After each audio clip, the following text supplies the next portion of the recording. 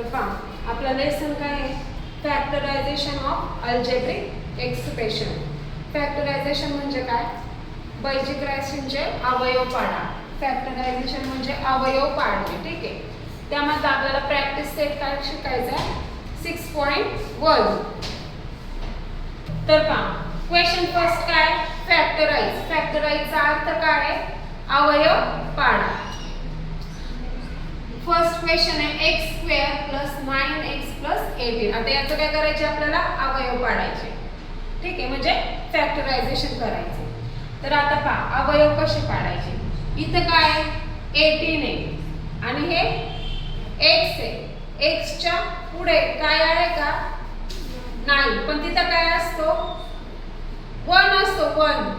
ठीक आहे, 1. मग हे काय करायचं, 18 आणि 1 चं काय करायचं, मल्टिप्लिकेशन. काय करायचं, मल्टिप्लिकेशन. 18 आणि 1 चं काय करायचं आहे आपल्याला, मल्टिप्लिकेशन. मग 18 1 चा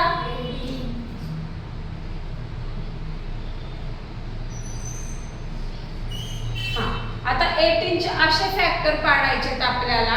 काय 18 चे असे फॅक्टर पाडायचे की त्याची ऍडिशन काय आली पाहिजे, काय आली पाहिजे, 9. तर मग 18 चे फॅक्टर 6 3 जा काय, 6 3 जा 18. आलं का, 6 3 जा 18 पण झाले आणि 6 + 3 किती झाले, 9 झाले. झाले का. आता आपण काय करू, हा x² तसाच प्लस 9 चे फॅक्टर पडले कोणते, 6 आणि 3. मग इथे घेऊया आपण 6x, 3x घेतले तरी चालते, प्लस 3x + 18. आता ह्या 9 च्या जागेवर आपण काय घेतलं, हे 2 नंबर घेतले. कळालं. आता याचं हे 2 झाले. तर पहा आता x² + 6x काय, x² + 6x याच्यामधला आपल्याला एक कॉमन नंबर बाहेर काढायचा आहे. तर आपण x² मधला घेऊया x. तर ब्रॅकेट मध्ये राहिलं x² मधला x आपण बाहेर घेतलाय. तर ब्रॅकेट मध्ये काय राहिलं, त्याच्यामधला x प्लस आणि या 6x मधला पण x बाहेर आहे म्हणून ब्रॅकेट मध्ये राहिले 6. कळालं.